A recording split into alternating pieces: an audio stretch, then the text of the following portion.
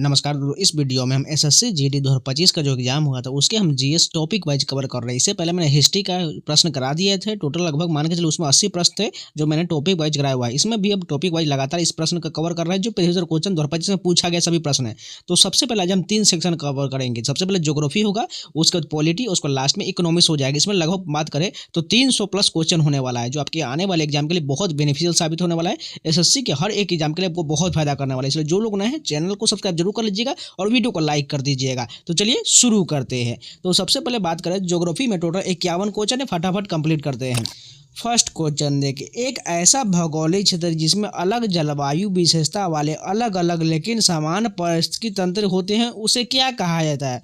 उसे जीवोम या बायोम कहा जाता है। बात करें एक बड़ा भौगोलिक क्षेत्र जहाँ की वनस्पति और जीव वहाँ की विशिष्ट जलवायु परिस्थितियों के अनुकूल होते हैं, जैसे रेगिस्तानी जीवोम या टुंड्रा जीवोम। नेक्स्ट क्वेश्चन देखिए, कैसियोपिया उत्तरी आकाश में एक तारा मंडल है जिसके कितने चमकीले तारों के समूह से आसानी से पहचाना जा सकता है? इसे 5 से पहचाना जा सकता है। कैसियोपिया तारामंडल आकाश में अंग्रेजी के W या M अक्षर की आकृति जैसा दिखाई देता है। नेक्स्ट क्वेश्चन देखें, किसी विशेष नदी या झील में अपवाहित होने वाले भूमि के क्षेत्र का वर्णन करने के लिए किस शब्द का उपयोग किया जाता है? जल संभर का प्रयोग किया जाता है। बात करें वाटर शेड या जल संभर, वह ऊंचाई वाला क्षेत्र होता है जो विभिन्न जलधाराओं के पानी के एक ही नदी बेसिन या समुद्र की ओर ले जाता है। लैंथेनोइड सहित किन दो तत्वों की कभी कभी दुर्लभ मृदा तत्व कहा जाता है? इट्रियम और स्कैंडियम को कहा जाता है। कुल 17 तत्वों को दुर्लभ मृदा तत्व माना जाता है, जिनमें 15 लैंथेनोइड के साथ स्कैंडियम और इट्रियम शामिल है। नेक्स्ट क्वेश्चन देखें, जब किसी जलभृत में विपरीत जल अभिद चट्टान या मिट्टी की परतों से घिरा होता है तो जल पर धनात्मक दाब डालते हैं। इसे किस रूप में जाना जाता है? उत्सृत जलभृत के रूप में जाना जाता है। ऐसे जलभृत में पानी का दबाव इतना अधिक होता है कि कुआं खोदने पर पानी बिना पंप के स्वतः ही बाहर आने लगता है। निम्नलिखित में से क्या सामान्यतः नदी के ऊपरी भाग में बनता है? तंग घाटी जो है नदी के ऊपरी भाग में बनता है। नदियां अपने युवा चरण ऊपरी भाग में ऊर्ध्वाधर कटाव यानी वर्टिकल इरोजन करती है, जिससे गहरी और संकीर्ण भी आकार की घाटी या गोर्ज बनती है। कोपेन की जलवायु वर्गीकरण स्कीम के अनुसार कौन सा अक्षर गर्म शीतोष्ण जलवायु को निरूपित करता है? सी करता है। बात करें व्लादिमीर कोपेन ने जलवायु को 5 प्रमुख समूहों में बांटा था। पहला जो ए जो उष्णकटिबंधीय, बी शुष्क, सी जो है गर्म शीतोष्ण और डी महाद्वीप और ई जो है ध्रुवीयों को निरूपित करता है। तूरा किस पहाड़ी पर स्थित है? ये गारो पहाड़ी पर स्थित है। तूरा मेघालय राज्य का एक प्रमुख शहर है जो मेघालय में 3 प्रमुख पहाड़ी गारो, खासी, जयंतिया से संबंधित है। उत्तरी मैदान से निकलने वाली नदी का जल प्रवाह प्रतिरूप क्या है? द्रुमाकृतिम होता है। बात करें द्रुमाकृतिक प्रतिरूप, वृक्ष की शाखाएं जैसा दिखता है जो तब बनता है जब नदी की सहायक नदी ढलान के अनुसार आकर मुख्य नदी में मिलता है।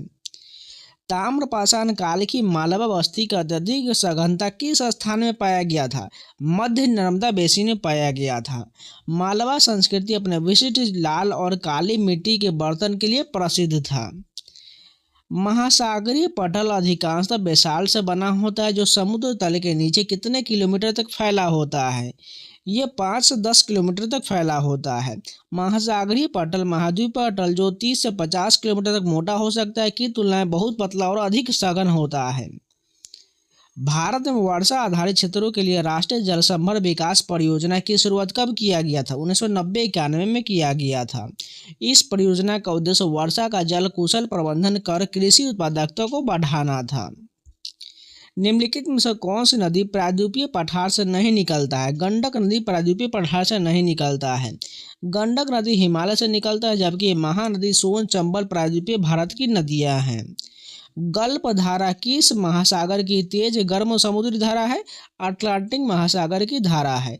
गल्फ स्ट्रीम मैक्सिको की खाड़ी से उत्तर की ओर बहती है और पश्चिम यूरोप के तापमान को नियंत्रित करने में महत्वपूर्ण भूमिका निभाता है। भारत के किस पड़ोसी देश में मिलियन शहर यानी 10 लाख से अधिक आबादी वाले की संख्या सबसे अधिक है? पाकिस्तान में है। विकल्प में दिए गए पाकिस्तान में शहरीकरण की दर तीव्र रही है। दुर्बल मंडल पृथ्वी के किस भाग के नीचे की यांत्रिक रूप से कमजोर परत है? अस्थल मंडल का हो जाएगा। ध्रुवमंडल ऊपरी मंडल का हिस्सा है जिस पर टेक्टोनिक प्लेटें तैरता है। पश्चिमी विक्षोभ यानी पश्चिमी जेट स्ट्रीम किस क्षेत्र में पश्चिमी विक्षोभ को भारतीय उपमहाद्वीप में लाता है? भूमध्य सागर का लाता है। पश्चिमी विक्षोभ भारत के उत्तर पश्चिम भागों में सर्दी के दौरान वर्षा यानी मावट लाने के लिए जिम्मेदार है, जो रबी फसल विशेषकर गेहूं के लिए लाभदायक होता है। ब्रह्मपुत्र नदी हिमालय के किस क्षेत्र से निकलता है? उत्तरी क्षेत्र से निकलता है। यह तिब्बत में मानसरोवर झील के पास चेमायुंगडुंग ग्लेशियर से निकलता है, जहाँ इसे सांगपो के नाम से जाना जाता है। हिमाचल प्रदेश के केलोंग के निकट तांदी में से कौन सी द्युत जल बहता है? चंद्रभागा बहता है। चंद्रभागा नदियों के संगम से ही चिनाब नदी का निर्माण होता है। नेक्स्ट क्वेश्चन देखा, प्लेट टेक्टोनिक बाउंड्री कितने प्रकार का होता है? 3 प्रकार का होता है। ये 3 प्रकार अभिसारी, अपसारी और रूपांतरित सीमाएं होता है। निम्नलिखित में से कौन सा सबसे खारा जल निकाय है जो पूर्व में जॉर्डन और पश्चिम में इजराइल की सीमा से लगा हुआ है? मृत सागर लगा हुआ है। बात करें इसी की अत्यधिक लवणता के कारण इसमें कोई जीव जीवित नहीं रह सकता और मनुष्य इसमें बिना डूबे तैर सकता है। सिंधु नदी भारत में कहाँ से प्रवेश करता है? लद्दाख से प्रवेश करता है। बात करें सिंधु नदी लद्दाख के दमचोक नामक स्थान से भारत में प्रवेश करता है। भूवैज्ञानिक समय का क्या अर्थ होता है? लाखों वर्ष की भूगर्भीय घटनाएं होता है। पृथ्वी के इतिहास को कल्प यानी इरेज और युग में बांटने वाली समय रेखा को भूवैज्ञानिक समय मापक्रम कहते हैं। 20 जुलाई 1969 को नील आर्मस्ट्रांग किसके साथ चंद्रमा पर उतरने वाला पहले मानव बने थे?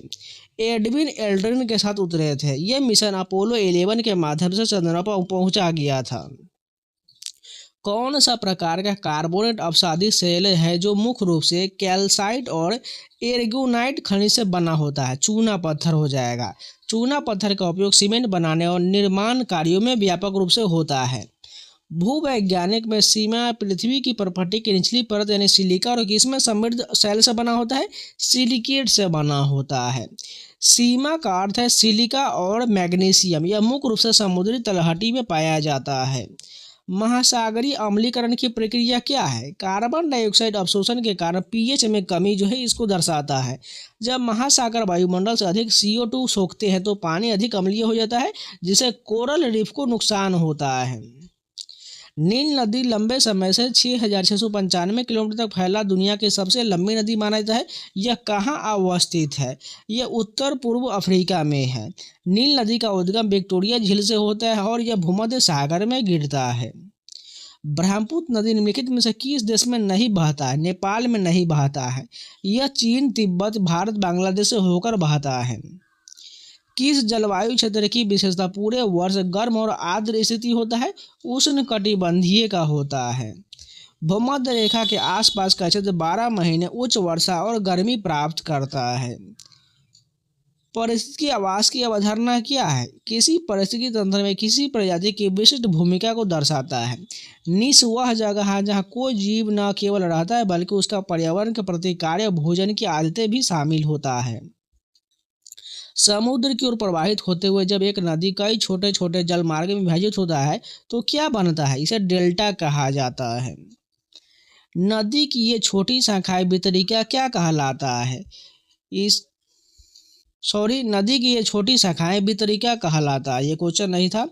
उष्णकटिबंधीय आर्द्र एवं शुष्क जलवायु से संबंधित प्रश्न की बात करें तो पर्णपाती वन और ट्री शेडेड ग्रासलैंड किस जलवायु पाए जाते हैं? ये उष्णकटिबंधीय आर्द्र एवं शुष्क जलवायु में पाए जाते हैं। इसे सवाना जलवायु के रूप में भी जाना जाता है। पृथ्वी के वायुमंडल की कौन सी परत हानिकारक स्थानीय और विकिरणों को रोककर जीवन की रक्षा करता है? समताप मंडल हो जाएगा। समताप मंडल में ओजोन परत पाया जाता है जो सूर्य की हानिकारक पराबैंगनी यूवी किरणों को सोख लेता है। पारिस्थितिकी तंत्र के संदर्भ में सहजीविता क्या है?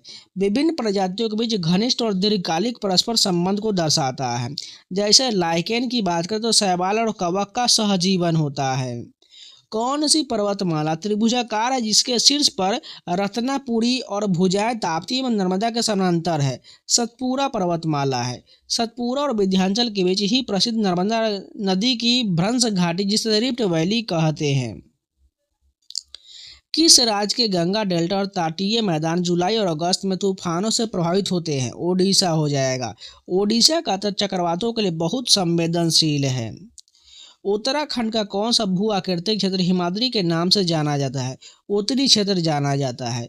महान हिमालय को ही हिमाद्री कहा जाता है, जो हमेशा बर्फ से ढका रहता है।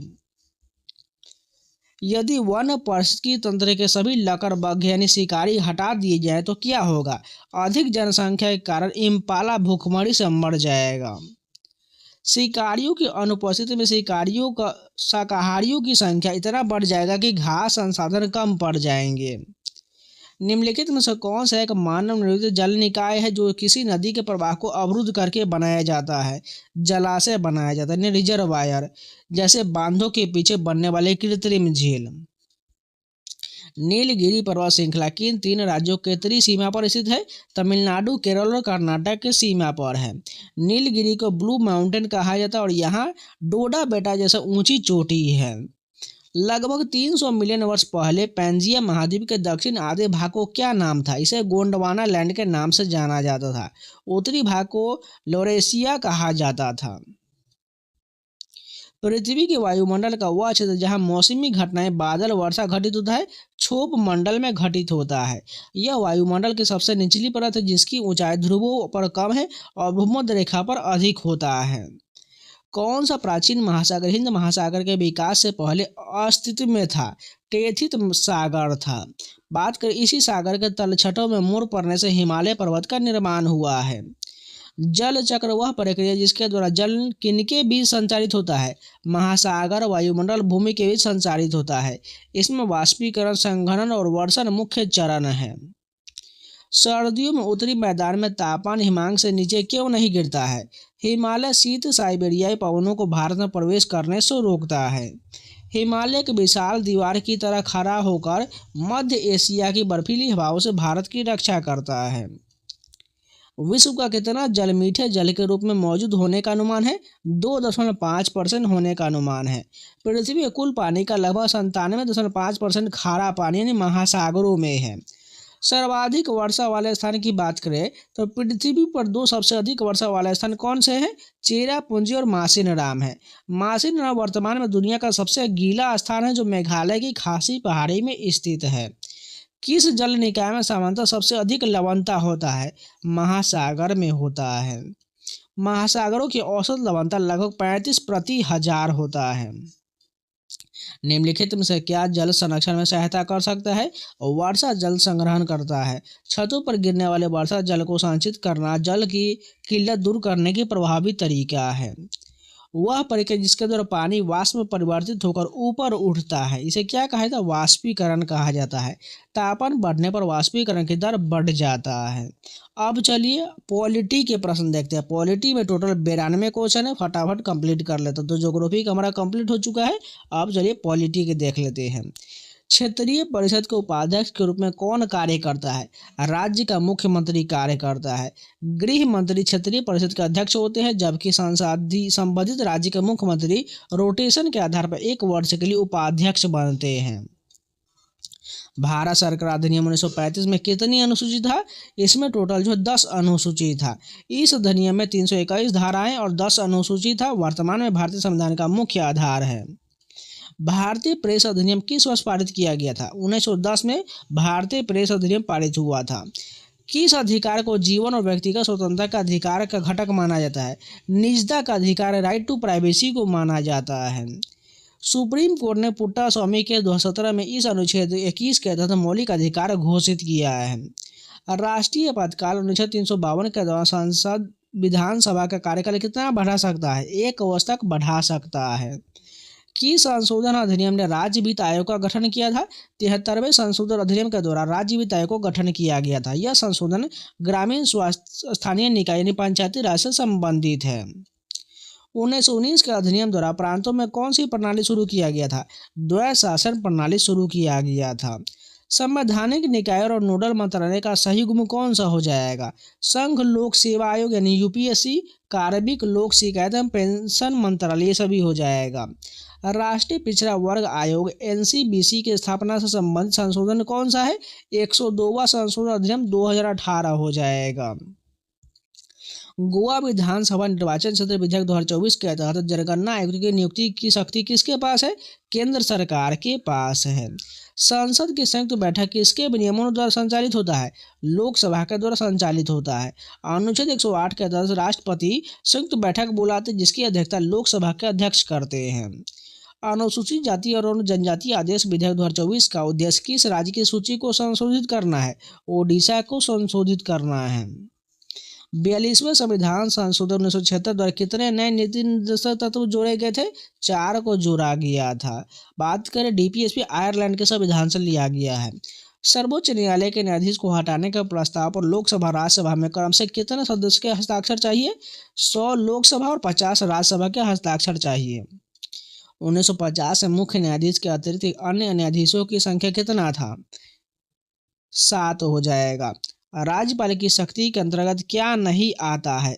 अनिवार्य शक्ति यानी ओब्लिगेटरी पावर नहीं आता है। कौन सा अनुच्छेद महिलाओं और बच्चों के लिए विशेष प्रावधान का अधिकार देता है? अनुच्छेद 15(3) जो है ये महिलाओं और बच्चों के लिए विशेष प्रावधान का अधिकार देता है। मानवाधिकार उल्लंघन की जांच के लिए कौन उत्तरदायी नहीं है?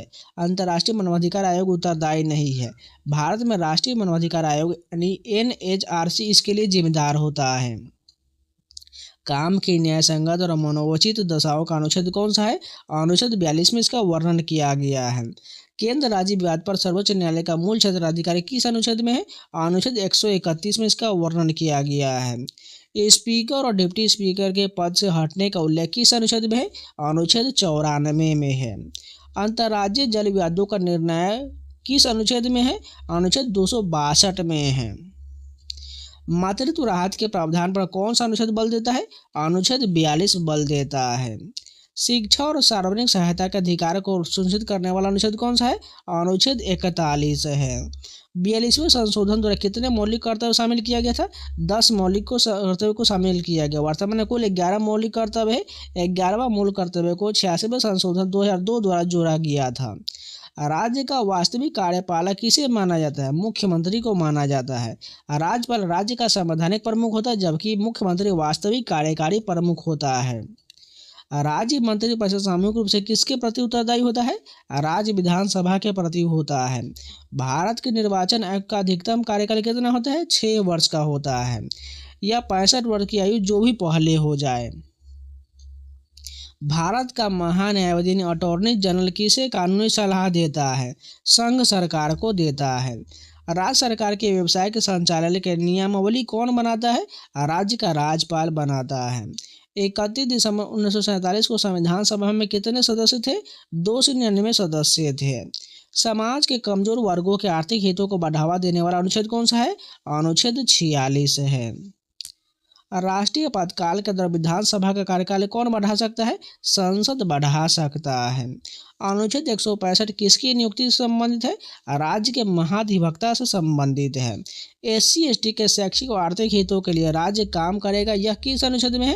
अनुच्छेद 46 में है। राष्ट्रपति उपराष्ट्रपति चुनाव विवाद की जांच सर्वोच्च न्यायालय करेगा, यह किस अनुच्छेद में है? अनुच्छेद 71 में है। राष्ट्रीय महत्व के समारोह की रक्षा की संबंधित अनुच्छेद कौन सा है? अनुच्छेद 49 में राष्ट्रीय महत्व के स्मारकों रक्षा से संबंधित प्रावधान है। किस संशोधन द्वारा शिक्षा के अधिकार को मौलिक अधिकार बनाया गया? 86वें संशोधन 2002 के द्वारा बनाया गया। इसके द्वारा अनुच्छेद 21A को जोड़ा गया था।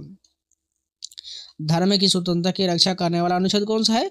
अनुच्छेद 25 हो जाएगा। नगर पालिका को चुनाव के लिए कौन उत्तरदायी है? राज्य निर्वाचन आयोग उत्तरदायी है। राज्य के योजना आयोग का अध्यक्ष कौन होता है? मुख्यमंत्री होता है। राज्य विधानमंडल के सदस्यों की अयोग्यता पर निर्णय कौन लेता है? राज्यपाल लेता है। संविधान की व्याख्या का अंतिम प्राधिकारी कौन है? सर्वोच्च न्यायालय होता है। संपत्ति के अधिकार को किस संशोधन द्वारा हटाया गया था? 44वें संशोधन के द्वारा हटाया गया था। अब यह अनुच्छेद 301 के तहत एक कानूनी अधिकार है। भारत सरकार अधिनियम 1919 का आधार किया था लॉर्ड चेम्सफोर्ड और एडविन मोंटेगू था। राज्यपाल को पद की शपथ कौन दिलाता है? उच्च न्यायालय के मुख्य न्यायाधीश दिलाता है। शक्तियों के पृथक्करण से संबंधित अनुसूची की बात करें तो 7वीं अनुसूची हो जाएगा। पर्यावरण संरक्षण और वन्यजीव सुरक्षा का अनुच्छेद कौन सा है? अनुच्छेद 48A है। राज्यपाल में कौन सी शक्ति निहित नहीं है? रिट जारी करने की शक्ति नहीं है। रिट जारी करने की शक्ति केवल हाई कोर्ट यानी अनुच्छेद 226 और सुप्रीम कोर्ट अनुच्छेद 32 के पास है। योजना आयोग के प्रथम उपाध्यक्ष कौन थे? गुलजारी लाल नंदा थे। मानव तस्करी और जबरन श्रम पर प्रतिबंध कौन सा अनुच्छेद लगाता है? अनुच्छेद 23 लगाता है। उच्च न्यायालय का रिट जारी करने का अधिकार किस अनुच्छेद से मिलता है? अनुच्छेद 226 से मिलता है। विधान परिषद में 1/6 सदस्यों को कौन नियमित करता है? राज्यपाल करता है। अनुच्छेद 74 किसका वर्णन करता है? राष्ट्रपति को सलाह देने के लिए मंत्रिपरिषद का वर्णन करता है। मौलिक कर्तव्य की अवधारणा किस देश से लिया गया है? सोवियत संघ यानी USSR से लिया गया है। 1935 के अधिनियम ने केंद्र और प्रांतों के बीच शक्तियों की कितनी सूची दिया गया है? 3 सूची दिया गया है। मुख्यमंत्री का कार्य क्या नहीं है? अंतर्राज्यीय लोक सेवा आयोग का कामकाज का समन्वय करना इसका कार्य नहीं है।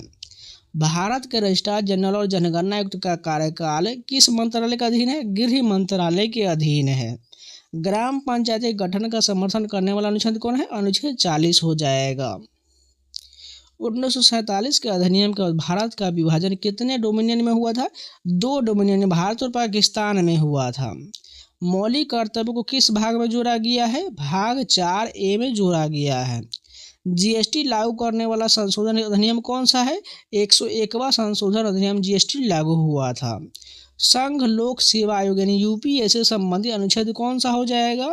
अनुच्छेद 315 से 323 हो जाएगा।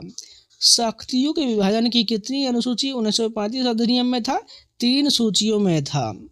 11वां मौलिक कर्तव्य किस वर्ष जोड़ा गया? 2002 में जोड़ा गया। मौलिक कर्तव्य को किस वर्ष संविधान में जोड़ा गया था? 1976 में जोड़ा गया था 42वें संशोधन के जरिए। राज्य विधेयक को राष्ट्रपति की सहमति के लिए कौन आरक्षित कर सकता है? राज्यपाल कर सकता है। राज्यपाल की शक्ति क्या नहीं है? अविश्वास प्रस्ताव के दौरान मतदान जो है ये शक्ति नहीं है। कानून के समक्ष समानता की गारंटी कौन देता है? अनुच्छेद 14 देता है। किसे राज्य कार्यपालिका का हिस्सा नहीं माना जाता है? उच्च न्यायालय के मुख्य न्यायाधीश को नहीं माना जाता है। समान नागरिक संहिता सुनिश्चित करने वाला अनुच्छेद कौन है? अनुच्छेद 44 हो जाएगा। विधान परिषद का अधिकतम सदस्य संख्या विधान की सभा के कुल संख्या कितना होता है? 1/3 होता है। राज्य का नाम बदलने के लिए कौन प्राधिकृत है? संसद प्राधिकृत है। भाग 4 में किसका उल्लेख है? राज्य के नीति निर्देशक सिद्धांत DPSP का उल्लेख है। भारत के नागरिकों के लिए कितने मौलिक कर्तव्य है? 11 मौलिक कर्तव्य है। किसकी अनुमति के बिना विधानसभा में धन विधेयक पेश नहीं हो सकता? राज्यपाल के जो है आदेश के बिना पेश नहीं हो सकता। भाग 3 में किसका उल्लेख है? मौलिक अधिकार का उल्लेख है। संविधान सभा की पहली बैठक कब हुआ था? 9 दिसंबर 1946 को हुआ था। भाषण और अभिव्यक्ति की स्वतंत्रता का अधिकार किस अनुच्छेद में है? अनुच्छेद 19 फर्स्ट A में है। विधानसभा भंग करने की शक्ति किसके पास है? राज्य के राज्यपाल के पास है। किस संशोधन द्वारा मौलिक कर्तव्य जोड़ा गया था? 42वें संशोधन अधिनियम के द्वारा जोड़ा गया था। योजना आयोग में प्रधानमंत्री की भूमिका क्या था? पदेन अध्यक्ष हो जाएगा। काम करने का अधिकार की गारंटी देने वाला कानून कौन हो जाएगा? महात्मा गांधी राष्ट्रीय ग्रामीण रोजगार गारंटी अधिनियम ने मनरेगा हो जाएगा। किसे मौलिक अधिकार नहीं माना जाता है? संपत्ति के अधिकार को नहीं माना जाता है। संवैधानिक उपचारों का अधिकार नहीं, राइट टू कॉन्स्टिट्यूशनल रेमेडीज किस अनुच्छेद में दिया गया है? अनुच्छेद 32 में दिया गया, जो BR अम्बेडकर ने इसे संविधान की आत्मा और हृदय कहा था। नीति निर्देशक सिद्धांत DPSP किस अनुच्छेद में सूचीबद्ध है? अनुच्छेद 36 से 51 में है। DPSP का उल्लेख किस भाग में है? भाग 4 में है। नीति निर्देशक तत्व का उल्लेख किन अनुच्छेद में? 36 से 51 में है। मौलिक अधिकार किस अनुच्छेद के अंतर्गत है? अनुच्छेद 12 से 35 में है। मौलिक अधिकार का प्रावधान करने वाला अनुच्छेद 12 से 35 हो जाएगा। उच्च न्यायालय के न्यायाधीश की नियुक्ति कौन करता है? राष्ट्रपति करता है। संविधान के अनुसार भारत क्या है? राज्यों का संघ यानी यूनियन ऑफ स्टेट है। क्या आप तो पॉलिटी के सभी प्रश्न कंप्लीट हो गए। अब चलिए इकोनॉमिक्स का टोटल 171 प्रश्न है, फटाफट कंप्लीट करते हैं।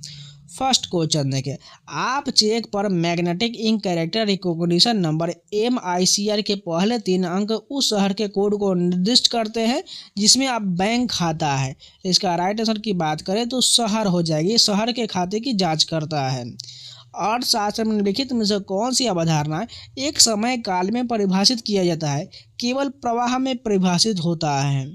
2011 की जनगणना के अनुसार निम्नलिखित में से किस प्रावधान धारा का परसेंट सबसे अधिक था? ग्रामीण से ग्रामीण का परसेंट सबसे अधिक था। पंचवर्षीय योजना का निम्नलिखित में से कौन सा लक्ष्य सीधे जनता से संबंधित है? समता हो जाएगा। जब प्राकृतिक संसाधन असीमित मात्रा में होते हैं तो आबादी बहुत तेजी से बढ़ता है। आबादी के कारण वृद्धि के इस त्वरित पैटर्न को क्या कहा जाता है? चरघांतिकी वृद्धि कहा जाता है। 7वीं पंचवर्षीय योजना के दौरान स्वरोजगार महिलाओं और अनौपचारिक क्षेत्र में महिलाओं पर राष्ट्रीय आयोग द्वारा प्रस्तुत व्यापक रिपोर्ट का शीर्षक क्या था? श्रम शक्ति था। निम्नलिखित में से कौन सा कथन गलत दिया गया है? तो इसमें केवल तीसरा कथन, भारत सरकार ने 2023 में राष्ट्रीय खाद्य तेल मिशन ऑयल पाम लॉन्च किया था, ये गलत दिया गया है। नमूना पंजीकरण प्रणाली 2020 के अनुसार निम्नलिखित में से किस राज्य में शिशु मृत्यु दर सबसे अधिक था? मध्य प्रदेश में अधिक था। SRS बुलेटिन 2020 के अनुसार भारत में जन्म दर कितना था? 19.5 था। NFHS 5 के अनुसार वर्ष 1921 के दौरान भारतीय जनसंख्या का कितना % हिस्सा पीने के पानी से वंचित था? 7.32% वंचित था। राष्ट्रीय ग्रामीण आजीविका मिशन वर्ष 2011 में शुरू किया गया था। 11वीं पंचवर्षीय योजना 2007 से 12 की लक्षित वृद्धि दर कितना था? 9% का था। मानव विकास रिपोर्ट 21-22 के अनुसार भारत 21 पड़ोसी देश की रैंकिंग मानव विकास सूचकांक में सर्वोच्च है, श्रीलंका का सर्वोच्च है। SRS बुलेटिन 2020 के अनुसार ग्रामीण और शहरी भारत की मृत्यु दर में कितना अंतर था? 1.3 का अंतर था। आर्थिक सर्वेक्षण 2022-23 के अनुसार वर्ष 2021 के दौरान भारत में उच्चतर शिक्षा में कितने विद्यार्थियों का नामांकन हुआ है? 4.1 करोड़ का नामांकन हुआ है। 2023 के आंकड़ों के अनुसार भारत के किस पड़ोसी देश में शिशु मृत्यु दर सबसे कम था? श्रीलंका में सबसे कम था।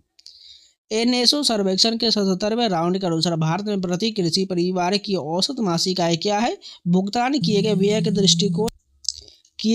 के दृष्टिकोण से बताना है तो 10,218 मासिक आय हो जाएगा। नेक्स्ट क्वेश्चन देखिए, अनुशीलन समिति एवं युगांतर किस प्रकार की गतिविधि से संबंधित है? क्रांतिकारी गतिविधि से संबंधित है। SRS बुलेटिन 2020 के अनुसार भारत में मृत्यु दर कितना था? 6 मृत्यु दर था। MSP के संबंध में 2018 से 19 के बजट में कौन सा सिद्धांत घोषित किया गया था? उत्पादन लागत का 1.5 गुना घोषित किया गया था। 2011 की जनगणना के अनुसार भारत की अनुसूचित जनजाति की साक्षरता दर कितना था? 59% था। राष्ट्रीय बहुआयामी गरीबी सूचकांक 2023 के अनुसार किस केंद्र शासित प्रदेश में गरीबी सबसे कम है? पुडुचेरी में सबसे कम है। यदि सरकार सार्वजनिक क्षेत्र के प्रमुख उद्योग निजीकरण करता है तो अनपेक्षित परिणाम क्या हो सकता है? संभावित एकाधिकारी प्रवृत्तियां हो सकता है। प्राथमिक घाटा क्या है? कुल घाटा माइनस ब्याज भुगतान प्राथमिक घाटा है। राष्ट्रीय बहुआयामी गरीबी सूचकांक 2023 के अनुसार 15 से 21 के बीच कितने लोग गरीबी से बाहर आए हैं? 13.5 करोड़ लोग आए हैं।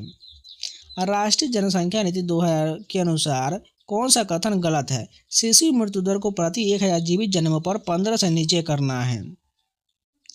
नमूना पंजीकरण प्रणाली 2020 के अनुसार भारत में शिशु मृत्यु दर कितना है? प्रति 1000 जीवित जन्मों पर 28 है।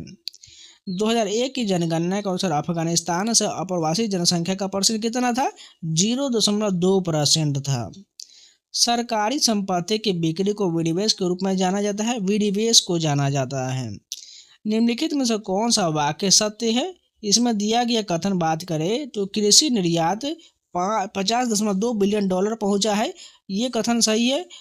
581.7 लाख मीट्रिक टन चावल संग्रहित हुआ, दोनों कथन सही दिया गया है। संसाधनों की सीमा के कारण सभी पंचवर्षीय योजनाओं का समान महत्व नहीं दिया गया, यानी संसाधनों की सीमा करेक्ट हो जाएगा। नव भारत साक्षरता कार्यक्रम किस वर्ष शुरू हुआ था? 2022-23 में शुरू हुआ था। चेक की स्थिति जांचने के लिए चेक पर कौन सा नंबर नोट किया जाना चाहिए? चेक नंबर नोट किए जाना चाहिए। किस योजना का उद्देश्य खाद्य कार्य उत्पादकता पर ध्यान केंद्रित करना था? 7वीं योजना का उद्देश्य यह था। बजट घाटा अर्थव्यवस्था को कैसे प्रभावित करता है? इससे सरकारी ऋण ग्रहण में वृद्धि हो सकता है। रोजगार कार्यालय सांख्यिकी 2023 के अनुसार नौकरी खोजने वाले महिलाओं का परसेंट कितना था? 35.6% था। जैव प्रौद्योगिकी विभाग की स्थापना किस योजना के दौरान हुआ है? 7वीं योजना के दौरान हुआ है। किस क्षेत्रक में सभी व्यावसायिक संस्थाएं और निगम शामिल है? फार्म क्षेत्रक में शामिल है। विकास के उच्च स्तर पर कौन सा क्षेत्र जीडीपी में अधिक योगदान देता है? सेवा क्षेत्र देता है। एसआरएस 2020 के अनुसार किस राज्य की प्राकृतिक वृद्धि दर सबसे अधिक था? बिहार का था। किस योजना का उद्देश्य रक्षा और विकास पर ध्यान केंद्रित करना है? 3री योजना का उद्देश्य यह है। राष्ट्रीय बहुआयामी गरीबी सूचकांक 2021 में कितने सूचक शामिल थे? 12 सूचक शामिल थे। प्रगति समीक्षा 2023 के अनुसार गरीबी की गणना में कितने संकेतक शामिल थे? 12 शामिल थे। द्वितीय पंचवार्षिक की लक्षित वृद्धि दर कितना था? 4.5% था। भारतीय अर्थव्यवस्था के तृतीय क्षेत्र से संबंधित लोक प्रशासन हो जाएगा। वाणिज्य शब्द मुख्यतः किसे संदर्भित करता है? वस्तु के वितरण को संदर्भित करता है। कौन सी पंचवर्षीय योजना भोजन कार्य उत्पादकता पर केंद्रित था? 7वीं योजना केंद्रित था। 2023 के अनुसार किस राज्य में सबसे तेजी से गरीबी में कमी आया है? उत्तर प्रदेश का कमी आया है। विनिवेश का प्राथमिक उद्देश्य क्या है? सरकार के लिए राजस्व उत्पन्न करना है। 9वीं पंचवर्षीय योजना का विषय क्या था? सामाजिक न्याय और समानता के साथ विकास हो जाएगा। 2011 की जनगणना के अनुसार किस पूर्वोत्तर राज्य की जनसंख्या सबसे अधिक है? असम का सबसे अधिक है। प्रकृति से कच्चे माल के निष्कर्षण से कौन सा उद्योग सम्मिलित है? निष्कर्षण उद्योग सम्मिलित है। भारत की कुल जनसंख्या में उत्तर प्रदेश की जनसंख्या का परसेंट कितना था? 16.5% था। रंगराजन समिति किससे संबंधित है? गरीबी से संबंधित है। किस योजना में न्यूनतम आवश्यकता कार्यक्रम शुरू किया गया था? 5वीं योजना में शुरू हुआ था। प्रगतिशील कर प्रणाली के सर्वोत्तम व्याख्या क्या है? कर योग्य राशि बढ़ने पर कर की दर बढ़ता है। गाडगिल सूत्र का संबंध राज्यों के बीच केंद्रीय सहायता के वितरण से है। राज्यों के बीच केंद्रीय सहायता के वितरण से संबंधित है। चल योजना रोलिंग प्लान का मुख्य उद्देश्य क्या था? आर्थिक संकट प्रबंधन और नीति समायोजन था। जनगणना 2011 के अनुसार किस उत्तरी राज्य की साक्षरता दर सबसे अधिक है? हिमाचल प्रदेश का सबसे अधिक है। सार्वजनिक प्रावधान उन वस्तुओं को संदर्भित करता है जिन्हें बिना किसी प्रत्यक्ष भुगतान के उपयोग किया जा सकता है। बिना किसी प्रत्यक्ष भुगतान के उपयोग किया जा सकता है। विदेशी व्यापार का बाजारों पर क्या प्रभाव पड़ता है? इससे बाजारों को अधिक एकीकरण होता है। किस योजना में परिवार नियोजन को महत्वपूर्ण उद्देश्य के रूप में पेश किया गया था? चतुर्थ योजना में पेश किया गया था। 2023-24 बजट के संदर्भ में सही कथन दिया गया है। इसमें बात करें PMAY परिव्यय 79,000 करोड़ बढ़ा और कृषि ऋण लक्ष्य 20 लाख करोड़ बढ़ा। दोनों कथन सही हो जाएगा। उच्च राजकोषीय घाटा निजी निवेश के बहिर्गमन का कारण कैसे बन सकता है? उच्च ब्याज दरों और निजी निवेश में कमी के कारण बन सकता है। केनेसियन अर्थशास्त्र के अनुसार अति सक्रिय अर्थव्यवस्था के लिए सरकार की प्रतिक्रिया क्या होगा? संकुचनकारी राजकोषीय नीति को लागू करना होगा। कौन सा विषय समवर्ती सूची के अंतर्गत आता है? समाचार पत्र आता है। फल और सब्जी के उत्पादन को बढ़ाने के लिए कौन सा क्रांति हुआ था? स्वर्ण क्रांति हुआ था। सूक्ष्म संस्था MFI भूमिका क्या है? निम्न आय वर्ग को वित्तीय सेवाएं प्रदान करना है। किस प्रकार की वस्तु का लाभ लेने से व्यक्ति को दूर रखा जा सकता है? निजी का हो जाएगा। 2011 की जनगणना के अनुसार किस राज्य में न्यूनतम जनसंख्या वृद्धि है? केरल में है। सरकार के राजकोषीय नीति का प्राथमिक उद्देश्य क्या है? अधिकतम रोजगार सुनिश्चित करना है। 2023 के अनुसार किस राज्य में गरीबी व्यक्तियों का परसेंट सबसे अधिक है? झारखंड में है गरीब व्यक्तियों को परसेंट। जनगणना 2011 के अनुसार किस राज्य में लिंगानुपात सबसे अधिक है? तमिलनाडु में है। भारत की कुल जनसंख्या में अनुसूचित जनजाति का परसेंट कितना था? 8.6% था। तीसरी पंचवर्षीय की प्रमुख आर्थिक चुनौती क्या था? युद्धकालीन व्यय और संसाधन आवंटन था। डॉक्टर PC महालनोबिस को भारतीय सांख्यिकी के जनक भी कहा जाता है। 2023 के अनुसार किस राज्य में गरीब व्यक्तियों का परसेंट सबसे अधिक था? झारखंड में अधिक था। किस योजना का उद्देश्य स्थिरता के साथ वृद्धि करना था? चतुर्थ योजना का उद्देश्य ये था। किस योजना का कार्यान्वयन 20 सूत्री कार्यक्रम पर केंद्रित था? 5वीं योजना का उद्देश्य ये था। किस केंद्र शासित प्रदेश में जैन आबादी सबसे अधिक है? दिल्ली में अधिक है। किस योजना के द्वारा बांग्लादेशी शरणार्थियों को घुसपैठ की चुनौती मिला है? चौथी योजना को मिला है। खाद्य आयात पर भारत की निर्भरता पर हरित क्रांति का क्या प्रभाव पड़ा है? खाद्यान्न आयात पर निर्भरता में कमी हुआ है। किस केंद्र शासित प्रदेश की जनसंख्या सबसे कम है? दमन और दीव का है। शुरुआती 7 पंचवर्षीय योजना का अंत कौन सा वर्ष था? 1990 था। हरित क्रांति के दौरान कौन सी नई कृषि पद्धति शुरू किया गया था? आधुनिक सिंचाई तकनीक का उपयोग करके शुरू किया गया था। 2011 के अनुसार किस राज्य में पुरुष और महिला साक्षरता दर में अंतर सबसे अधिक है? राजस्थान का सबसे अधिक है। हरित क्रांति का एक बड़ा नुकसान क्या था? जैव विविधता की हानि हुआ था। साक्षर माने जाने के लिए न्यूनतम आयु कितना होना चाहिए? 7 वर्ष का होना चाहिए। संयुक्त राष्ट्र ने किस वर्ष को अंतर्राष्ट्रीय मिलेट वर्ष घोषित किया है? 2023 को घोषित किया है। किस योजना के दौरान आत्मनिर्भरता पर विशेष जोर दिया गया था? तीसरी पंचवर्षीय योजना में जोर दिया गया था। सार्वजनिक ऋण शब्द का सबसे अच्छा वर्णन क्या है? सरकार द्वारा अपने ऋणदाताओं को दे कुल धनराशि है। कौन सी योजना पूरी होने से पहले समाप्त कर दिया गया था? 5वीं योजना सरकारी परिवर्तन के कारण चेंज हो गया था। किस धार्मिक समुदाय का अनुपात भारतीय जनसंख्या में सबसे कम है? जैनों का कम है। 1951 के जनगणना के अनुसार भारत की साक्षरता दर कितना था? 18.33% था। IFSC कोड कितने कैरेक्टर का होता है? 11 कैरेक्टर का होता है। 7 बहन राज्यों में से किस राज्य की साक्षरता सबसे अधिक है? मिजोरम का सबसे अधिक है। रोलिंग प्लान कब अपनाया गया था? 5वीं पंचवर्षीय योजना के बाद अपनाया गया था। संतुलित बजट किसे कहा जाता है? सरकारी राजस्व बराबर सरकारी व्यय को कहा जाता है। 1973 के तेल संकट का 5वीं योजना पर क्या प्रभाव पड़ा था? यह आर्थिक व्यवधान और पुनः प्राथमिकता निर्धारण करने के कारण बना था। विस्तारवादी राजकोषीय नीति का परिणाम क्या है? आर्थिक विकास को प्रोत्साहन है। कौन सा उद्योग न्यूनतम मानवीय हस्तक्षेप के साथ प्राकृतिक संसाधनों का उपयोग करता है? प्राथमिक उद्योग करता है। 2011 की जनगणना के अनुसार भारत का बाल लिंग अनुपात कितना था? 919 था। MNCS वैश्वीकरण में क्या भूमिका निभाता है? यह विभिन्न देशों में उत्पादन और बाजार की एकीकृत करता है। किस चरण में बाल लिंगानुपात सबसे कम है? हरियाणा में सबसे कम है। 1951 से 90 के दौरान कितनी पंचवर्षीय योजना शामिल था? 7 पंचवर्षीय योजना शामिल था। ई-कॉमर्स का लाभ क्या है? विस्तृत बाजार पहुंच है। 2011 के अनुसार किस जिले में लिंगानुपात सबसे कम है? दमन में सबसे कम है। किस दक्षिण राज्य की साक्षरता दर सबसे कम है? आंध्र प्रदेश में। 12वीं पंचवर्षीय योजना का उपशीर्षक क्या है? तीव्र, अधिक समावेशी और धारणीय विकास है। आर्थिक समृद्धि का अच्छा संकेतक क्या है? सकल घरेलू उत्पाद यानी GDP है। किस राज्य में गरीबी की संख्या में सबसे तेजी से गिरावट दर्ज किया गया? बिहार में दर्ज किया गया। किस केंद्र शासित प्रदेश में बहुआयामी गरीबों का परसेंट सबसे अधिक है? दादरा नगर हवेली तथा दमन दीव में है। किस राज्य की जनसंख्या सबसे कम है? मिजोरम का सबसे कम है। 1966 से 69 की योजना अवकाश का प्राथमिकरण कारण क्या था? तृतीय पंचवर्षीय योजना की विफलता था। किस पूर्वोत्तर राज्य की साक्षरता दर सबसे अधिक है? मिजोरम का सबसे अधिक है। दूसरी पंचवर्षीय योजना पहली से किस प्रकार भिन्न था? भारी उद्योग के विकास पर जोर दिया गया था। किस योजना को महालनोबिस योजना भी कहा जाता है? द्वितीय योजना को कहा जाता है।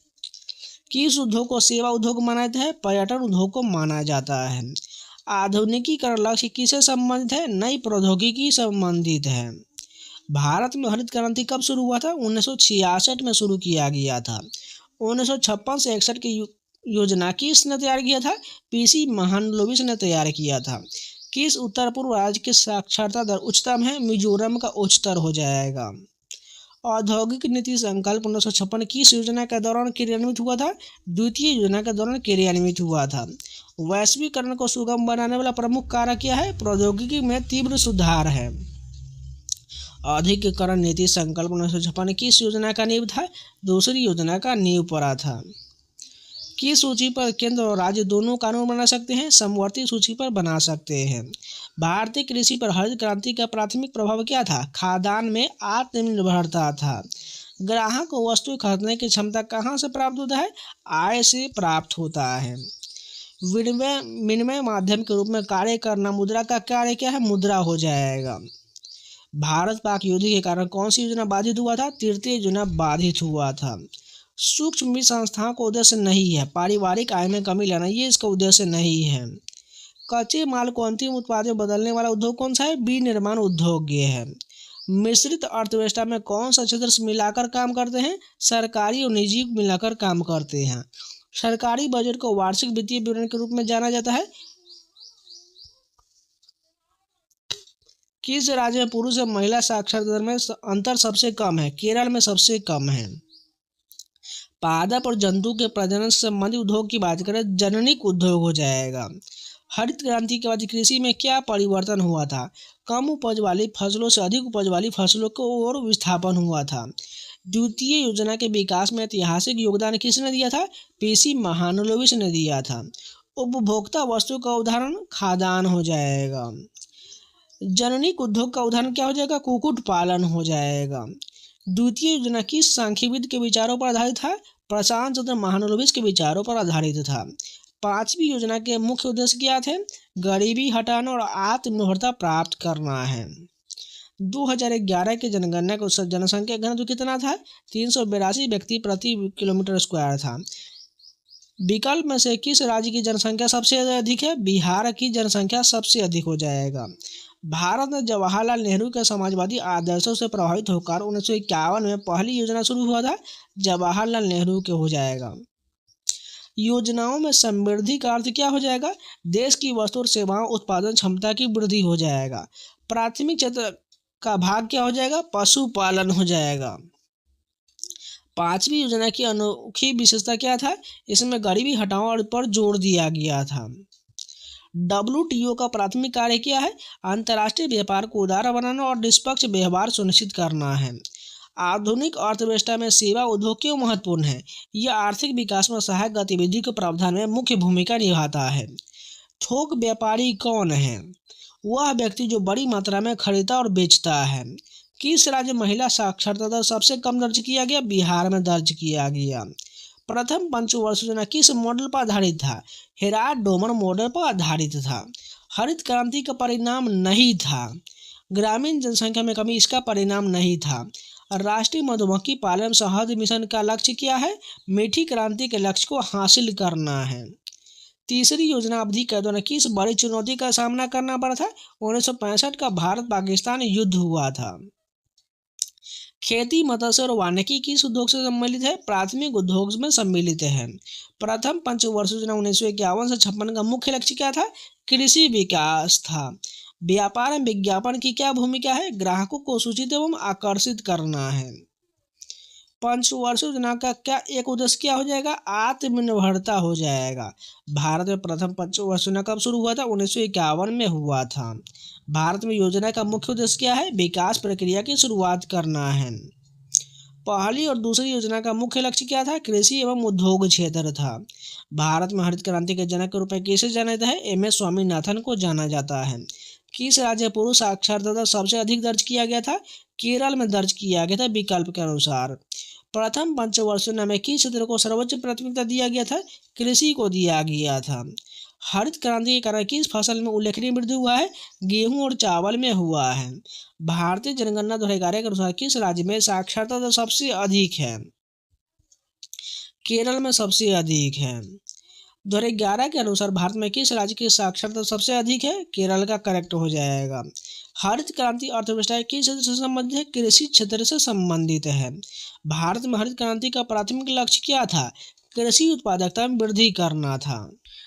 आपके टोटल जो इतने भी पॉलिटी, ज्योग्राफी और बात करें इकोनॉमिक्स के प्रश्न जो कंप्लीट हो गया। ये आपके एसएससी जीडी 2025 के पूछे गए सभी प्रश्न होने वाले। नहीं विश्वास होता है तो जाइए टेलीग्राम पर पीडीएफ पड़ा हुआ है, उसको डाउनलोड करके देख लीजिएगा, एक एक प्रश्न मिला लीजिएगा, आपको पता चल जाएगा। बाकी मैंने इसका जो है जीएस का आंसर की का वीडियो दिया हुआ है, आप जाके प्लेलिस्ट में देख सकते हैं। मैं आपको एसएससी जीडी जीके का प्लेलिस्ट क्रिएट कर देंगे जिसमें इंपॉर्टेंट सभी वीडियो को ऐड कर दिया जाएगा, जिससे आप रिवीजन कर सकते हैं। अभी आपका एग्जाम डेट का कोई संभावना नहीं है, बताया जा रहा है जो आपका एग्जाम जो 9 मार्च से होने वाला है। पता नहीं ये सच है या गलत, लेकिन आप अपने अनुसार जो है तैयारी 23 तारीख से ही कीजिएगा, क्योंकि आप एग्जाम को अभी कंफर्म नहीं किया गया जो 9 मार्च से होगा या 23 फरवरी से ही होगा, इसलिए अपने 23 फरवरी के अनुसार ही तैयारी करिएगा। बाकी इन सभी का पीडीएफ पढ़ना चाहते हैं तो टेलीग्राम ज्वाइन कर लीजिएगा, लिंक मैंने कमेंट बॉक्स में दिया हुआ है। और बहुत सारे मैंने रीजनिंग का भी कराया हुआ दिल्ली पुलिस का, वो सेम पैटर्न पर रहेगा, उन सभी वीडियो को देख लीजिएगा। हिंदी का भी RW बुक से मैंने 12 घंटे का मैराथन दिया हुआ है, जाके एक ही वीडियो कंप्लीट कर लीजिएगा, आपका हिंदी कंप्लीट हो जाएगा। बाकी जीएस का मैंने जितना भी एजुकेटिव पैटर्न कराया हुआ है उस सभी को जरूर देख लीजिएगा। तो चलिए मिलते हैं नए वीडियो के साथ, तब तक के लिए जय हिंद।